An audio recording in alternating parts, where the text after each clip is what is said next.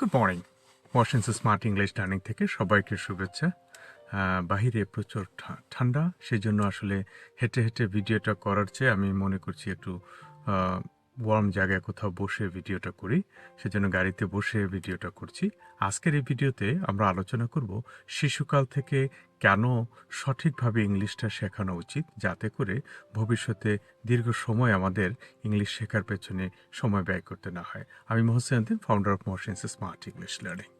আমার দীর্ঘদিনের অভিজ্ঞতায়, অ্যারাউন্ড 3 ডিকেডসের অভিজ্ঞতায় আমি দেখেছি যে আসলে শিশুকাল থেকে যদি একজন মানুষকে ইংলিশ শেখানো হয়, খুব দ্রুত তারা ইংলিশটা ধরতে পারে এবং তারা আয়ত্ত করতে পারে। যেইভাবে করে দরকার তারা সেভাবে করে শিখতে পারে। আমরা এই ধারাবাহিকতায় কয়েকটি video Mohsin smart English learning থেকে আমাদের চ্যানেলের মধ্যে আপলোড করব। আপনারা যদি নিয়মিত আগামী কয়েকদিন ভিডিও পেতে চান, তাহলে আমার চ্যানেল মোহসিনস লাইভ এই চ্যানেলের মধ্যে আপনারা সাবস্ক্রাইব করতে পারেন এবং যখনই আমি ভিডিও আপলোড করব প্রথমে আপনারা সে ভিডিওগুলো পাবেন। আপনার শিশু বাসায় আছে, যত ছোট বয়সী হোক, ফর এক্সাম্পল 3 বছর বয়সের একজন শিশু রয়েছে, 3 বছর থেকেই আপনি যদি তাকে কতগুলো বিষয় শেখানোর জন্য উদ্যোগী হন, অত্যন্ত সহজ বিষয়গুলো, এই বিষয়গুলো যদি শেখান, তবে সে সঠিক ও সুন্দরভাবে ইংলিশটা বলতে পারবে। আপনাকে একটা উদ্দেশ্য প্রথমে মাথায় নিতে হবে, আসলে ইংলিশটা ও কেন শিখবে বা আমরা কেন ইংলিশটা শিখব। আমরা আরবি শিখেছিলাম আমাদের পরকালে একটু লাভ হবে সেই জন্য। আমরা অন্য ভাষাগুলো শিখেছি নিজেদের ভাষায় পাণ্ডিত্য অর্জন করার জন্য। ঠিক তেমনভাবে ইংরেজি একটা ভাষা, এই ভাষাটাকে আমরা শিখতে চেয়েছি যাতে করে আমরা বিদেশের সাথে বা উন্নত দেশগুলোর সাথে আমরা নিজের ভাষায় যেখানে কথা বলার সুযোগ নেই, সেখানে যেন ইংলিশে কথা বলতে পারি। এই উদ্দেশ্যটা যদি আমাদের হয় শিশুকাল থেকে, তাহলে আসুন আমরা শিশুদেরকে কোন কোন বিষয়গুলো শেখাবো। বাস্তবিক জীবনে আমরা যে যে বিষয়গুলো শিখি, আসলে ওটা অত বেশি দরকার হয়নি এবং আমরা অনেকগুলো সময় ওই বিষয়গুলো শেখার পেছনে ব্যয় করেছি, যেটা আমাদের আসলে তেমন কোনো কাজে লাগে না। আপনারা খোঁজ নিয়ে দেখেন যে আসলে প্রত্যেকে আমরা যারা ইন্টারমিডিয়েট পাস, তারা 20 বছর প্রায় ইংলিশ শিখেছি, কিন্তু 20 বছর কিন্তু একটা দক্ষতা অর্জন করার জন্য লাগে না। সো আমরা কি করব, শিশুকাল থেকে আমরা কিভাবে করে শিশুরা ইংলিশটা শিখবে এবং তারা কমিউনিকেট করবে। আসুন এবার দেখা যাক আলফাবেটের সাউন্ডটা কিভাবে করে তারা শিখবে। এ, বি, সি, ডি, ই, এফ, জি, এইচ।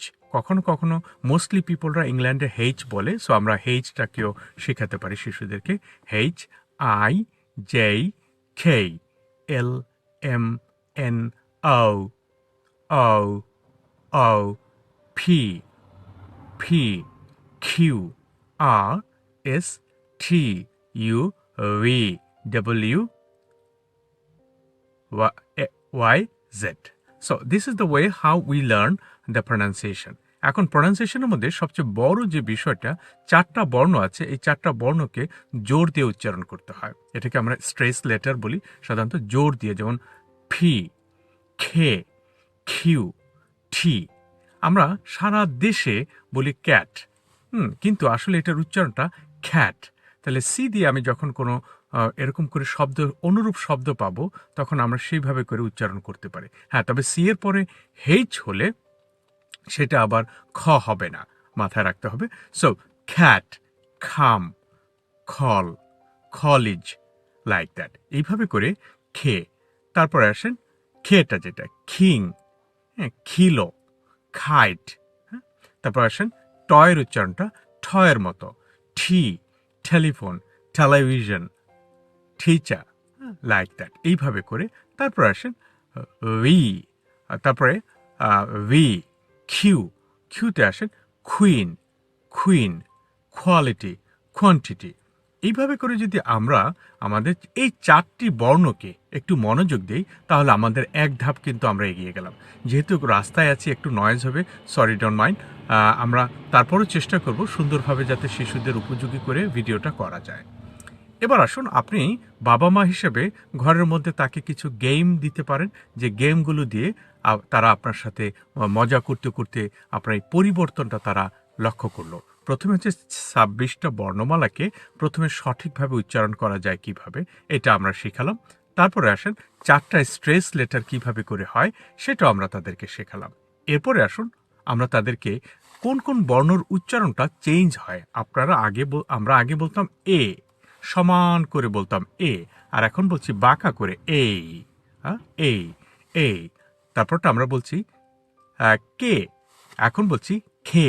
এই পার্থক্যটা আপনারা যদি লিখে দেন তবে দেখবেন তাদের কাছে আরও বেশি সহজ হবে যে তারা এই পার্থক্যটা করতে পারছে।